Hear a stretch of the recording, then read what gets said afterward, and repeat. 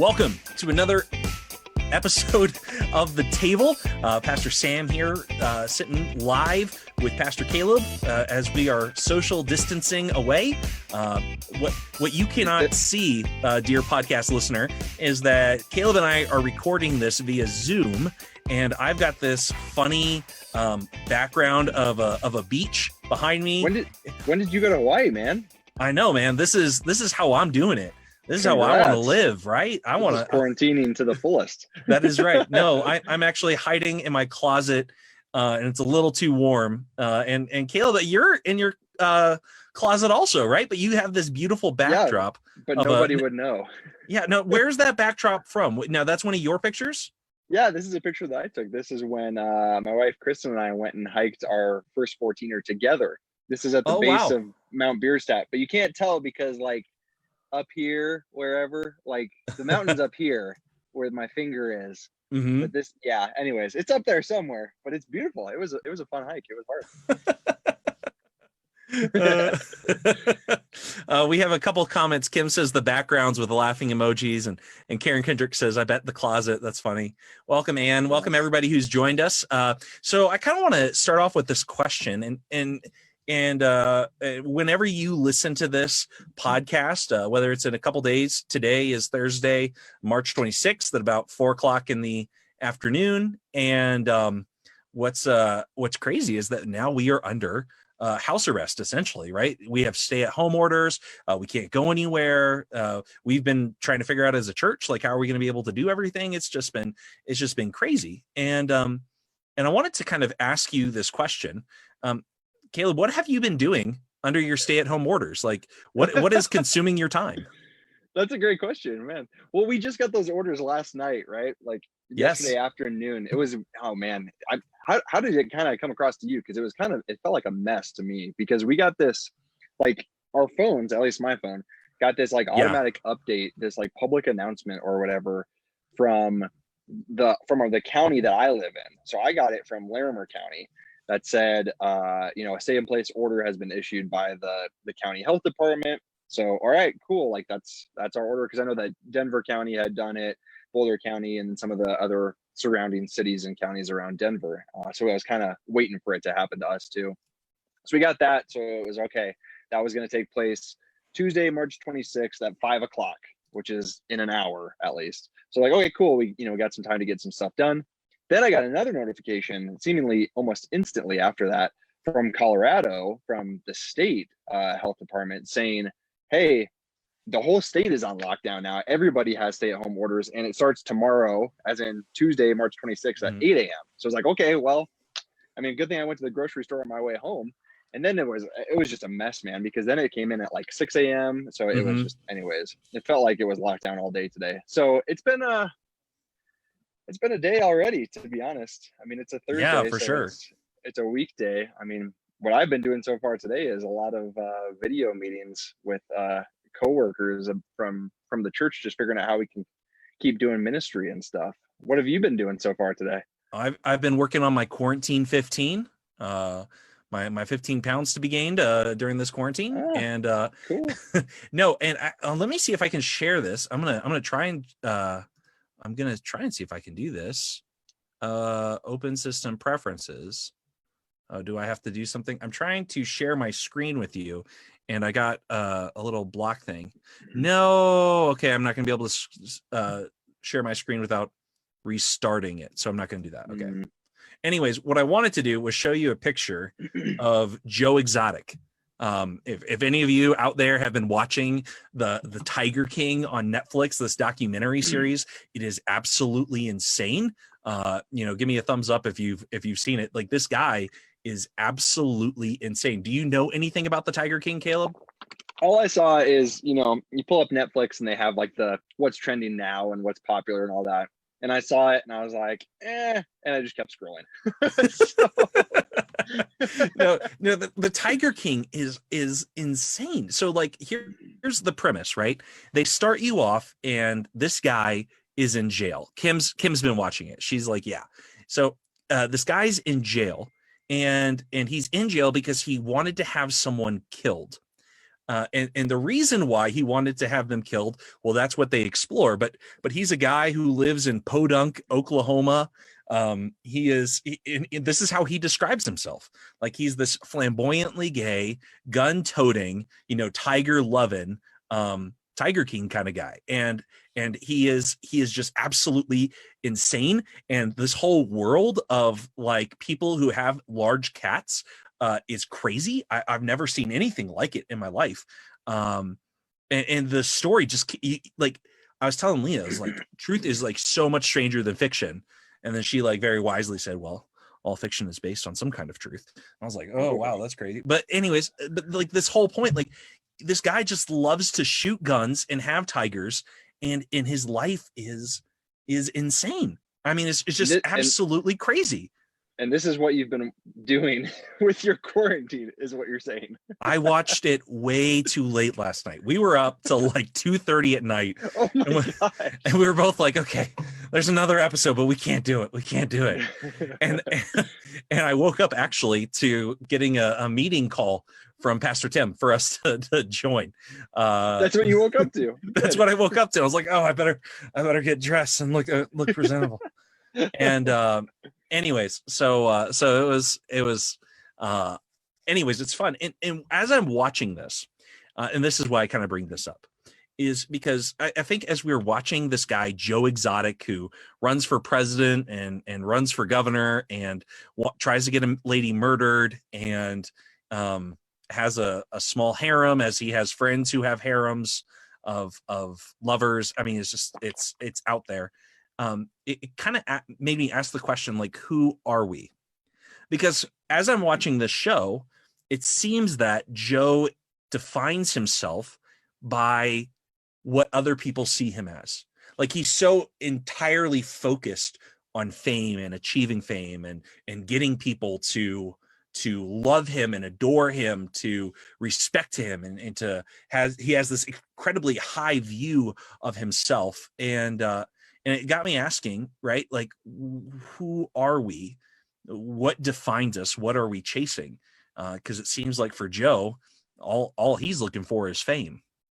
And that's, so kind of like, that's a really deep question to get from a very interesting sounding Netflix show there, Sam. My reaction, because without seeing it, my reaction to what you're saying, the thought that just popped into my head, and we didn't, viewer, listener, we didn't necessarily talk about this beforehand. I don't know where we were really going with this, but that's true. What you just said made me think, like, okay, those of us who are like in Colorado right now, who are literally on house arrest, quote unquote, right? We're stuck in our homes. Yeah.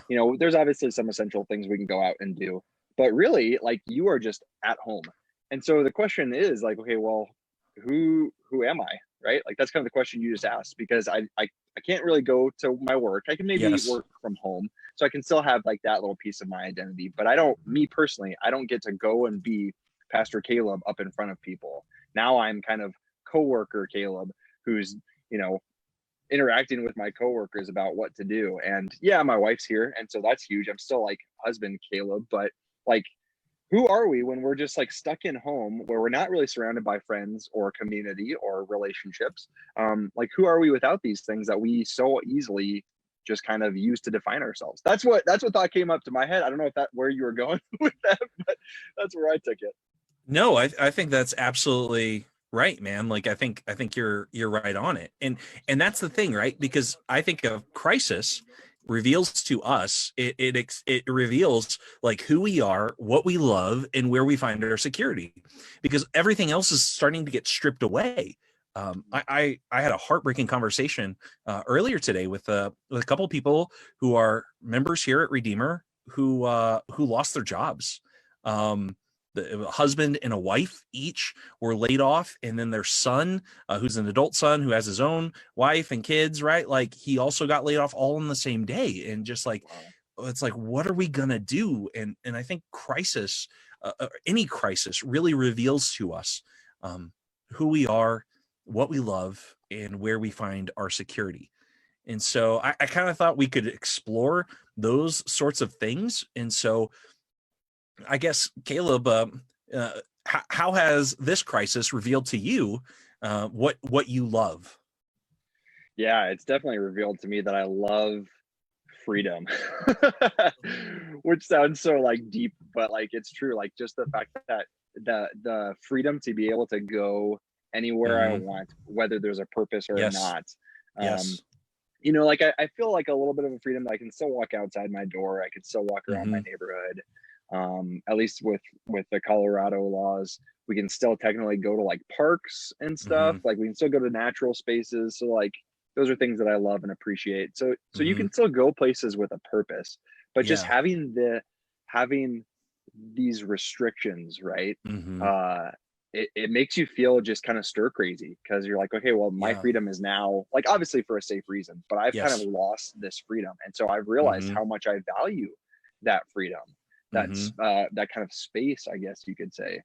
And so Hmm. without it, it just kind of makes you feel antsy, right? A little like cooped Yes. up, and kind of Yes. makes you feel almost like I feel right now for my dog and cat, who are totally limited to be able to go where I allow them to go, especially my cat, because my cat is like never allowed outside, right? Hmm. Only occasionally. So I value freedom. So I don't Hmm. know, Sam, what have you kind of learned about what you value from this? Yeah. I think one thing is like the ability that tomorrow's going to be the same, right? Like the consistency of life, if you will, because right now life is not consistent in any way whatsoever. And just going in my life, it's like, well, how is this going to work out? Because, for example, while I'm still working, Leah's not, right? And she hasn't been laid off, but she works retail. She's not getting any hours, right? That was income that we were counting on. That's no longer here. That's really hard. And so just realizing that I don't have this consistency of the way I thought life was going to be. And there are these like mile markers throughout the year, whether they're holidays or they're events. March Madness is something Mhm. that a huge number of Americans join in, whether or not you really care about college basketball. It's just this fun thing, or sports, or Today you is know, the today was the official MLB opening day. That is not happening now. It's yeah, for me that's devastating. How am I supposed to watch the St. Louis Cardinals if there's no opening day? Like that's uh, I'm in an identity crisis, Sam. I'm I totally know. lost. I know. That's the thing, right? And that's Mhm. something dear listener, you don't know this, but like when I go into Caleb's office during Major League Baseball season, he's got the game on. It's always running on his iPad or on his phone, right? He's got it going live in the background while he works. And that's what he loves, right? And so and I think and even for me, kind of going into this other idea is like, where do we find our security? um, because this whole time makes me feel incredibly anxious and Yeah, incredibly man. worried, right? And Yeah. Caleb, can you speak to that? Yeah, I mean, I think you hit on it. I think what's been really the thought that's really been crossing my mind, and I don't really know how to flour or butter it up to make it sound good, but it's kind of this invisible, unknown, I guess you could say, enemy out there, right? Mm-hmm. That there's this COVID-19 that is quote unquote everywhere, right? Mm-hmm. Like that's kind of the message that we're getting. It's everywhere. And if you go anywhere near somebody else or you Mm-hmm. go anywhere public, you're going to get it. Obviously Mm-hmm. that is a huge general statement and it's not like the truth, but still, like that's kind of just the mentality that we have, right? And there's this safety issue of, oh my gosh, I need to do everything I can to keep myself safe. I need to constantly wash my hands. I need to do all these Mm-hmm. things, which are Mm-hmm. good practices already. But it's this invisible, unknown enemy out there that is just waiting to get you.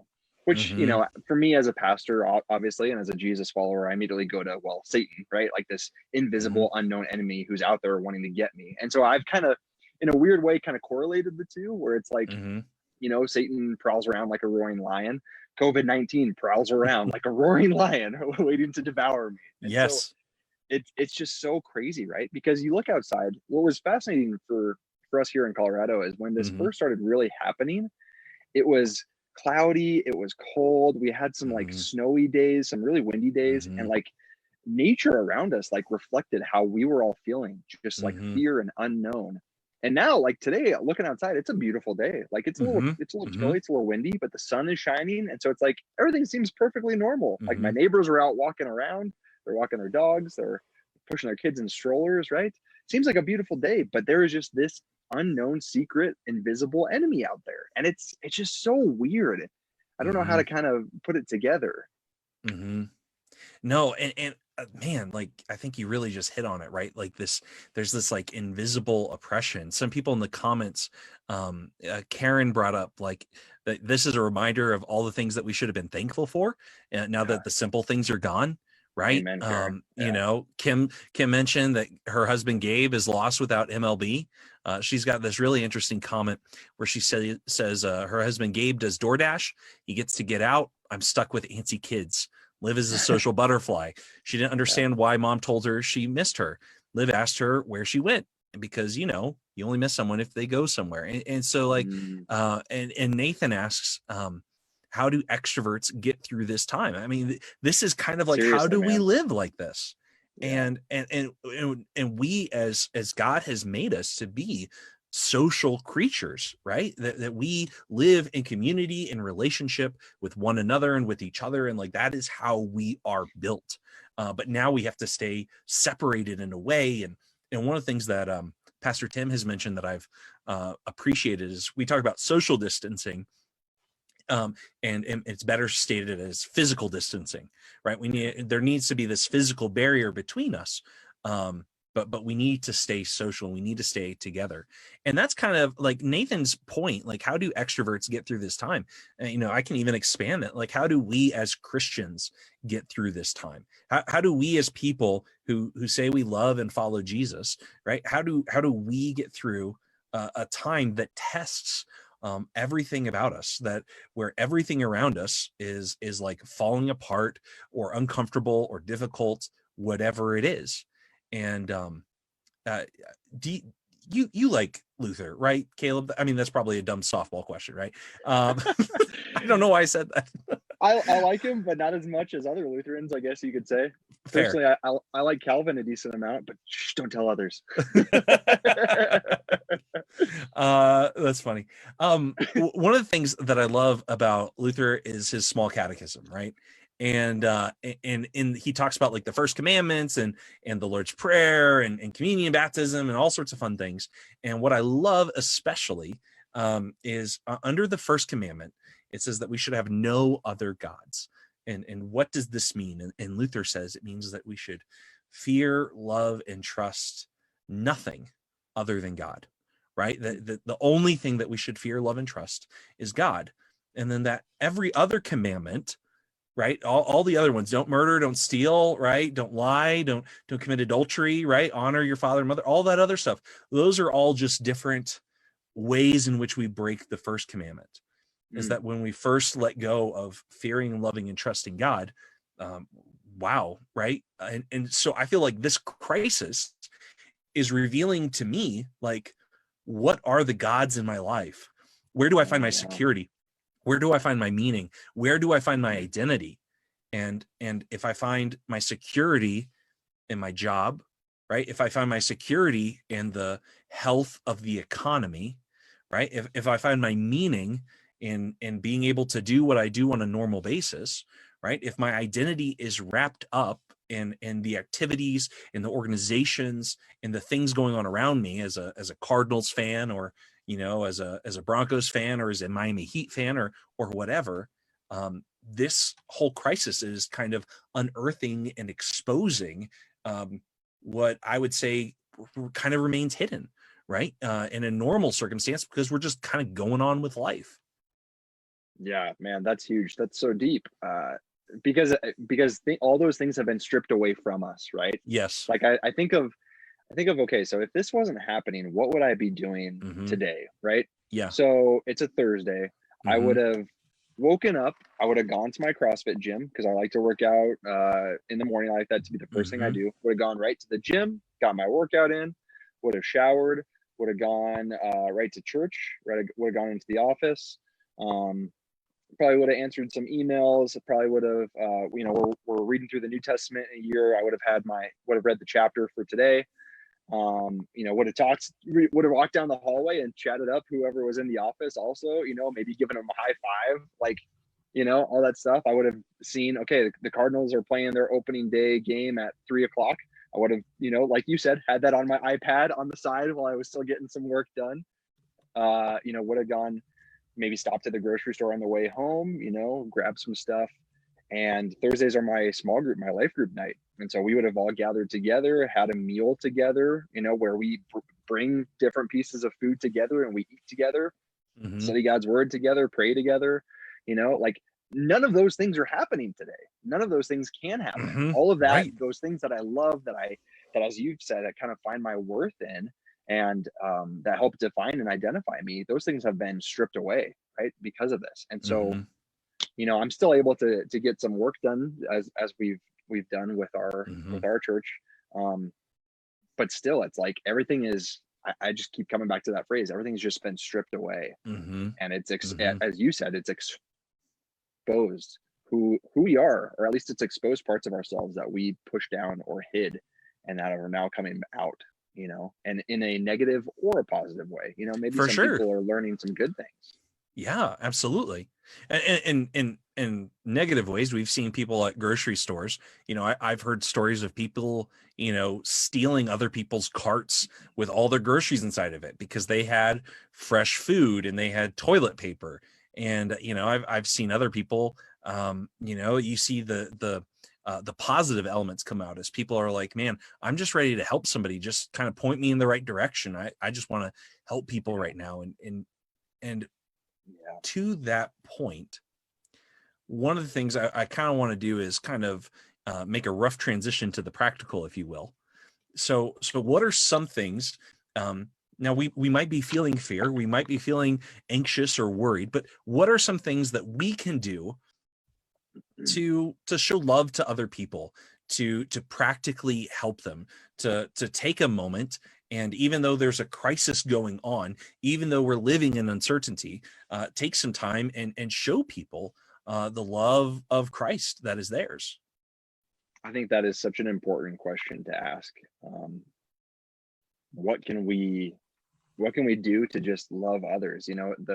What I've kind of been asking myself, especially with this stay home question, but the stay home order, but even before that, it was, okay, what I noticed, and I put this up on my Instagram story, I think yesterday or something. Yeah, I think it was yesterday. But anyways, Kristen didn't work yesterday, and so she's just kind of walking the dog around the neighborhood, and she texted me and said, I met 2 of our neighbors that we've never met before today, because everybody in our neighborhood is out. Like, because you can't like leave, but you can stay in your neighborhood. And our neighborhood is pretty small, actually. Like, it's just a mile loop, and there's like houses within and stuff. But it's been fascinating. Everybody, it seems, is out, like I said, walking their dog, pushing their kids in a stroller, going out for a run. Like, I've never seen so many people in our neighborhood before.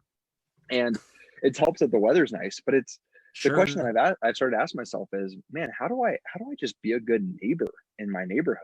Like, people are out. They are, what I've realized, and what I think this has made us all realize, is how desperate we are for community and for relationships, and just the people who are right next door to you, right? Like, it seems like people are kind of going outside, kind of peeking around, and like, is anybody out? Like, oh, they're out. Okay, I'm gonna just go for a walk, right? Maybe they'll say hi. And so like, that's the question that we should ask, is like, well, okay, if I'm limited with where I can actually go or where I can be, well, how do I make an impact with right where I am? Yes. And that's the question that I think us Christians, us Jesus followers, need to ask, no matter what's going on in the world around us. How do I view myself as just being a good neighbor, as being a good friend, a good husband, a good father, or a good whatever, right where I am, right? Like, how do I love and be Jesus to my neighbors, and not even in a an agenda way, right? Like, I'm not trying to like push anything to you. I just want to know you. I want to see you. I want to love you. I want to be who my Jesus is to you. Like, I just want to have a conversation with you and just feel and hear what's going on in your life. Like, man, that just is a game changer.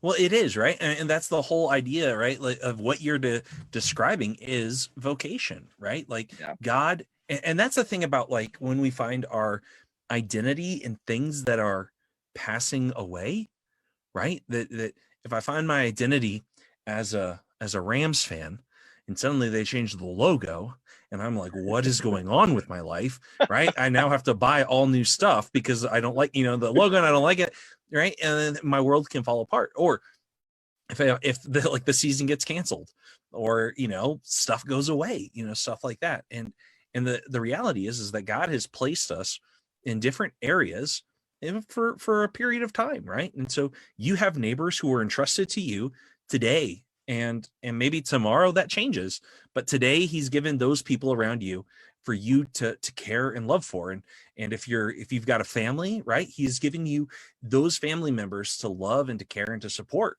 now, and that will change in the future. Now, there's I asked a question in the Facebook comment here, and I asked, how has this crisis revealed what you love or find security in? And Karen says, one security has been knowing that we had a church or building to go to, and now we're trying to figure out different ways to connect, and it's been tough not seeing people. And right, and that this huge thing of like, part of how God has made us is to be around people, to see them, and it is really hard when you can't see people, when you can't like there's so much that goes into just a hug or a handshake or a how you doing, and seeing people kind or of even week just after making week. eye contact with somebody. Yes. Right. Yes. And that is so super hard. And one of the cool things, as you brought up, is that we now have an opportunity to get to know people who live around us a little bit, right? Like there are so many people walking up and down the street, right, in my neighborhood, and but you can't play with them. The kids can't play together, but you can look at each other. But you can't touch. That's right. That seems to be applicable elsewhere. Yes. Kim says the girls are currently writing verses and positive things on our driveway for all of our neighbors. The sad thing is I had to remind them that if their friends come outside too, they can't play with them. And that's kind of I love that idea of just kind of writing down encouraging verses or thoughts, right? That as people walk by, just reminding them, hey, it's going to be okay, right? Like, and we have a hope, right, that we can share in this crazy time. Because one I thing, think, go. I was just gonna say, I think because so many people just, I mean, I'm reminded of Nathan's question, and Nathan's a buddy of mine from college. We played lacrosse together. His question of what do extroverts do? But and that's such a huge question. But I think so many of us are realizing just how alone this is making us feel. No matter how many people are at your home with you, your spouse, your kids, or if it is you, like this is making us all realize just how not okay, let me start over. This isn't making us realize how alone we are. It's bringing this feeling of aloneness on, which we are not usually used to, right? But what's so fascinating is like, you look at how many Facebook friends we have, and it's like, oh, I have 1,000 friends. It's like, yeah, you don't know those people, And so like what I think this is forcing us to do is to really ask ourselves, like, well, who is my community? Who are my relationships? Who can I not survive this without? Because what we've talked about, what you brought up, Sam, is that we are designed for relationships. Like whether you're a Jesus follower or not, like I truly believe that we were created to be in relationships with others.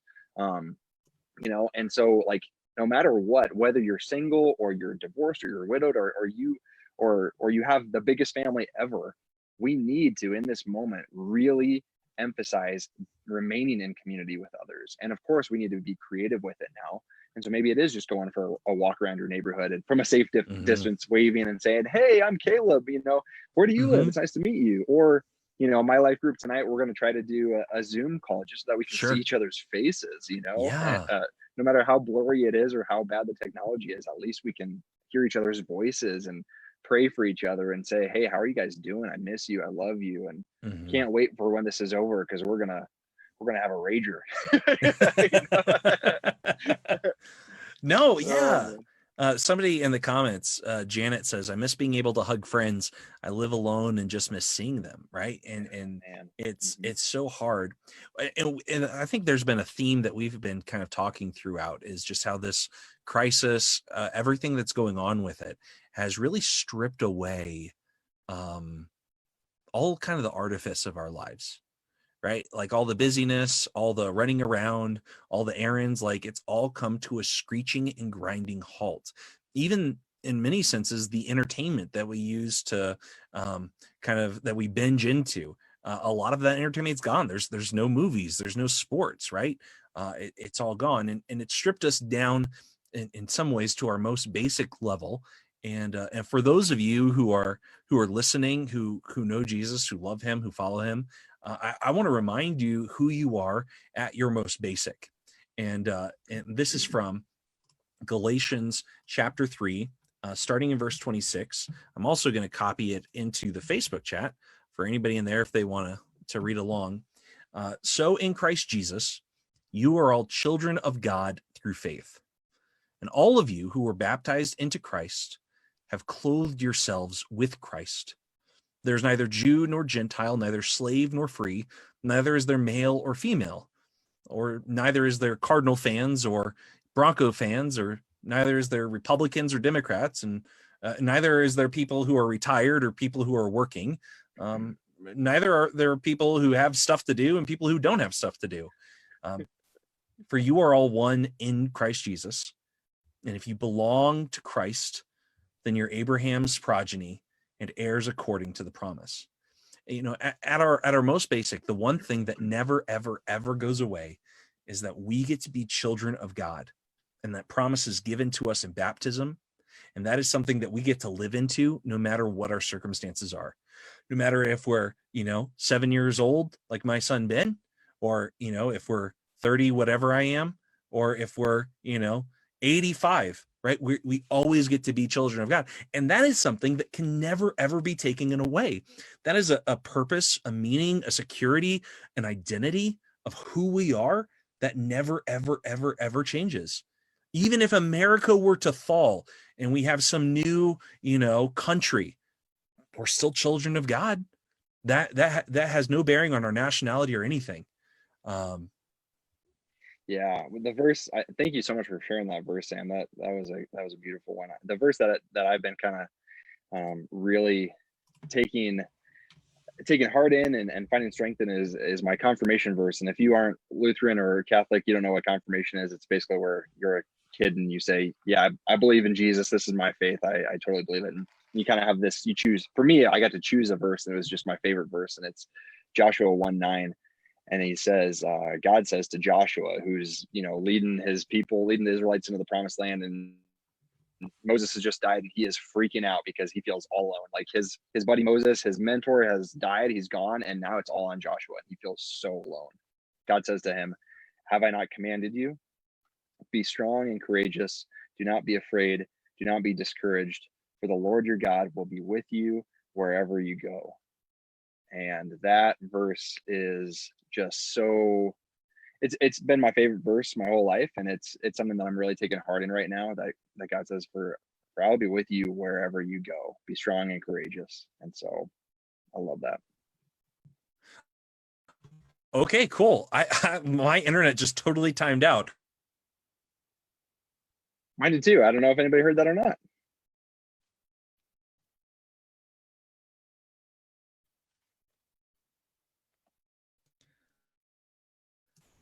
Is it? I think it's working. Are you there? I'm there. It looks like we're still good on Facebook. Okay, cool. I don't know what happened there. My internet right in the dramatic moment. I'm sorry, man. I'm sure you said something beautiful, but I didn't hear. Nate said he heard it. Janet said she heard it. That's all that matters. Okay. Okay. We're kind of coming to a close of this. You sent out an email. One of the things that Pastor Tim challenged us in the sermon last week was just finding ways of loving and supporting the people around us, right? Living into that identity as a child of God. And so you shared an email with some really excellent ways. I know that there are other things that are coming up that people can do and be a part of. Do you want to just share some ideas for people at home, whether they're here in Colorado or in Arkansas or Florida or Arizona or wherever? Sure. Yeah. I think what we were talking about in this podcast and this Facebook Live video is just how do we go about being who we are, even when things are so stripped away. And I think what this has done in some instances, it's brought out the passion and the heart that we have for others, and for those around us. And so the email that I sent out was just encouraging people to keep yourself safe, care for your family, care for yourself, keep yourself healthy, but also don't forget the people around you. And if you're able to help them, to serve them, then I just wanted to encourage people to do that. And so what I said is I encourage people to check out United Way. There's a United Way pretty much in everybody's community, no matter where you are around the country. So check out United Way. They're kind of just a community center for things that are going on to support the community. For us, it would be United Way of Larimer County or of Weld County if you're over in kind of Greeley area. We are partners with Serve 6-8, which is doing a lot. They have a resource center, and they're actually working to resource churches to be kind of a hub for food distribution. And so Redeemer in South Fort Collins is going to become a food distribution center starting next Thursday from 10 a.m. to noon. And it's going to go for a few Thursdays in a row. And so people, whether they're part of our church or just part of our community around us, they can come and pick up some kind of essential foods. Just something if you're hurting for food, we got some stuff for you. And so look for that coming out soon. I think what we talked about today too is just kind of be a good neighbor, just look for opportunities just to have a conversation for somebody. You don't even need to necessarily do something for them, but just realize the gravity of just having a conversation, realize what that does for people, because that is what we're so much hurting for right now. Just that community interaction. So my encouragement to right now, it says we have 19 viewers. My encouragement to you viewers is to later today, if you can, go outside your neighborhood, just walk around, walk slowly, use that time to just have a conversation with God. And whenever you see somebody else around you, just wave and say hi. If you feel comfortable, introduce yourself, from a safe distance, but just have a conversation and just enjoy whatever God is revealing to you and putting in your path at that time. Yeah, absolutely. Karen says, pray more than you've ever prayed before. I love it. And I think one of the big things that we can be doing, I really want to affirm what you just said about going in our communities. I also want to encourage you, if you've got a cell phone that can FaceTime or Google Hangout or Facebook Message with video, right? Try and get some face-to-face time with people that you don't normally get face-to-face time. And if you know of somebody, especially people who are living alone, or people who might be especially lonely right now, give them a call, right? If there's a person, in your church, here at Redeemer or wherever, just give them a call and let them know that, hey, I'm thinking about you and just want to check in, because what we need right now, more than anything, is community. And the wonderful promise is that as Christians, we are connected by more than just physical space, right? We are connected by God's Holy Spirit. You want to share anything else, Caleb, before we close out? No, this was good, man. It was funny. We didn't really know where we were going to go with this, and I think it was great. That was great. Yeah, this was fun. Thank you, everybody on Facebook. And this was we're trying to do what? Probably one of these a week ish. Yeah, I think that's kind of been our goal. Yeah, and those of you who joined us on Facebook Live, you got to see the video. You can watch it later also, and this will be released on our podcast channel coming soon. In the next day or two, and we'll get that out there. You can find for all of you who have never checked out one of our podcasts, if you search Redeemer Connect on Apple, Google, or Spotify, you'll pull up our podcast with a whole host of different things and some really great fun topics that we've dove through. Our last one, most recent one, was a conversation with Dr. Rebecca Kading, who's a specialist immunologist, a microbiologist kind of person who's studied coronavirus for ever and a day. So you can check out lots of great information there. But wherever you are, thank you for sharing your table with us. And we asked you, who are you inviting to sit with you? Thanks.